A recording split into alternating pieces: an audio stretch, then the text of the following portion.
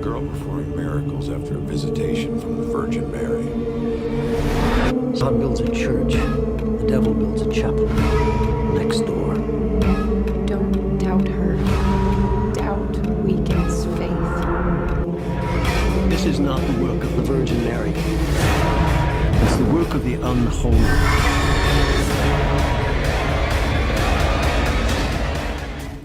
Well, this is your directorial debut. Congratulations. Thank you. How different was it from transitioning from like Disney to scary movies?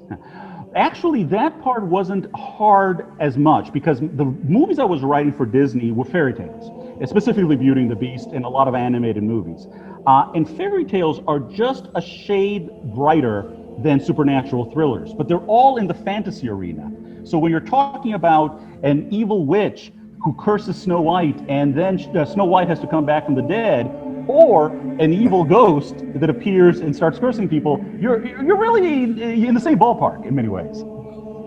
Well, yeah, I know. For me, it was so scary, and I think it was one of the most darkest stories. Snow White, I remember that growing up as a kid. But like, for those who didn't actually had a chance to watch this movie, can you tell us a little bit about the story, what to expect on the Unholy? Absolutely. The story follows a journalist named Jerry Finn, played by the great Jeffrey Dean Morgan. Jerry he was a star once, and then he was caught fabricating stories for his own benefit, and his career was ruined. So we catch up with him in our movie. He's at the bottom of the barrel, and he's just trying to get one last crack at the big time.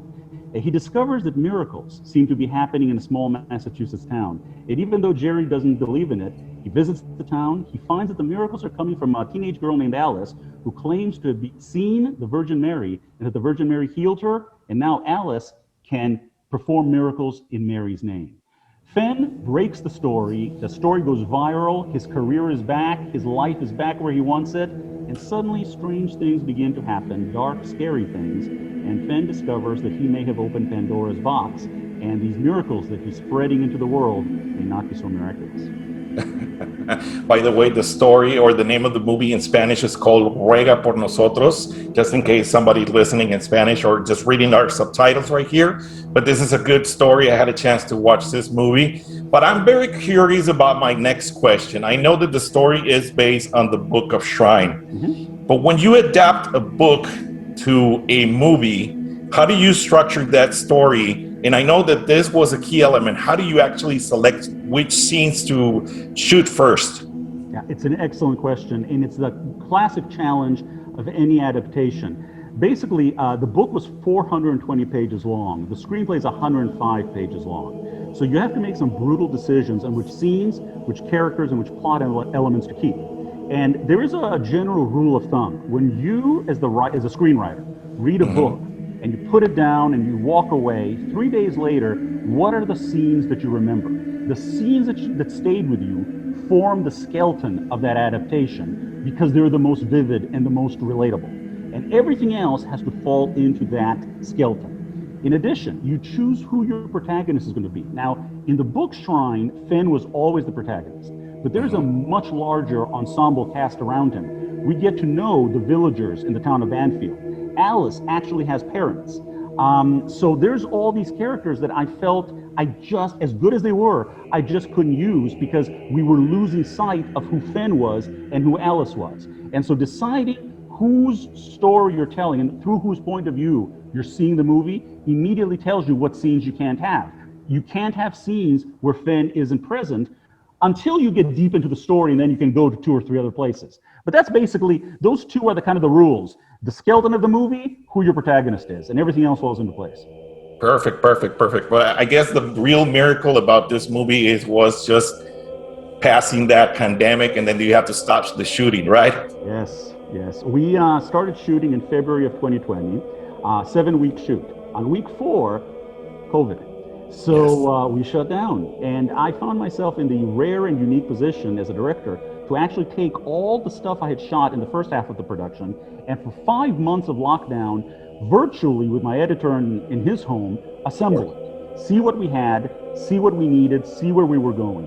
We had the studio that was fully committed and passionate about finishing this movie, the actors fully committed and passionate. So in September, with strict health protocols. We brought the movie back to our location in Massachusetts, and we shot the additional 3 weeks, the final 3 weeks that we needed. But because everything had to move slower because of the protocols, the studio gave us an extra week and a half to make up for the time that we were losing. And so we shot everything we needed.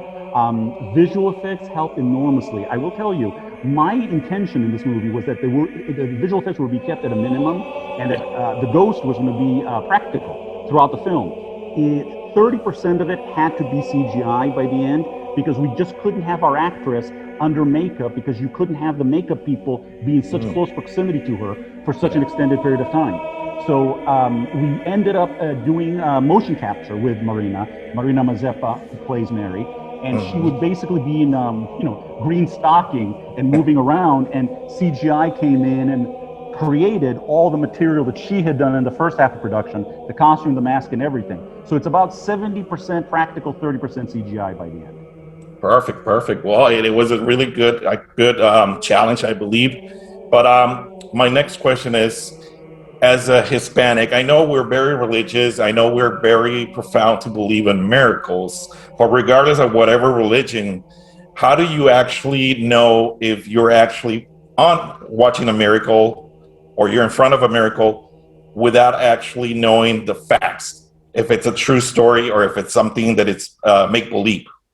What attracted me partially to the book, many things attracted me, but partially was the process that the Catholic Church undertakes to prove or disprove a miracle. So the things that you see in our movie are true. There is a priest sent from the Vatican known as the Inquisitor, and there are 5 or 6 requirements to prove the miracle. Now, you only hear 3 in my movie because they were the most interesting, and it's a movie.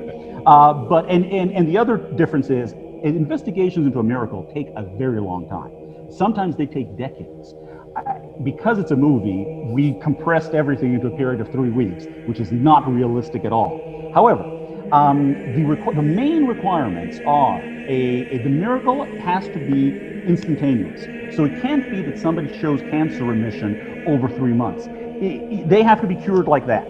The second thing is, it has to be complete. So it can't be, the tumor, and I'm using cancer purely as an example, you realize. The tumor has been reduced to 10% its size. Even if it's 10%, it's not a miracle, it's still there. And the miracle has to have been permanent. So it can't, the cure has to have been permanent. So you can't say, I lived 5 years and then it came back, there's no miracle. So those are, I'm generalizing to a ridiculous degree, but I'm just giving examples to kind of convey it. So if I go to a church and see a Mary statue crying tears of blood, I don't know if it's a miracle. And it's not my position to call it a miracle. A priest accredited by the Vatican has to come in and say, we've researched it, it's true, or we're sorry, it's not, and here's the explanation. We should always, look, I'm Greek Orthodox, not Catholic, but we're cousins. The idea is, pray to Mary, not because she's crying tears of blood, pray to her because she's Mary. If it happens to be a miracle, so much the better, but that should not in any way be affecting our faith. Okay, perfect. Well, my last question before I let you go, was the cast and crew subjected to anything paranormal right there? No. I wish I had some great story for you. However, I do have one. We shot our film at a wonderful place in Massachusetts, an inn, which is the longest continuously operating inn in the United States from the late 1700s. And the inn has a benevolent ghost. It has the daughter of the original innkeeper, who apparently only appears to male guests. And you can smell her perfume, and she touches you and all that kind of stuff. So nothing happened to us, but there is a room that they say this is where the ghost lives. And we thought, hey, wouldn't it be cool to shoot here? And we walked in. I am not in any way psychic. I felt a sadness in the room. And the reason I didn't film there is because I just felt that there was an atmosphere, not of supernatural, but of sorrow. And I just didn't feel like it was right to invade. I don't know if that makes sense, but that's how I felt. Okay, perfect. I do appreciate your time. I believe the movie comes out on April 22nd, and it's also now available on video on demand, right? it is already out in theaters, and it was #1 in Mexico for 4 straight weeks. Haha! Okay. But it is coming out, what you're referring to is June 22nd. It's coming out on DVD and Blu-ray. Oh, perfect. Awesome. Well, thank you so much for your time. Thank you. Congratulations again on your directorial debut. Thank you. And hope to see you soon. I hope you have more productions coming up. I hope so. Thank you very much. Thank you so much.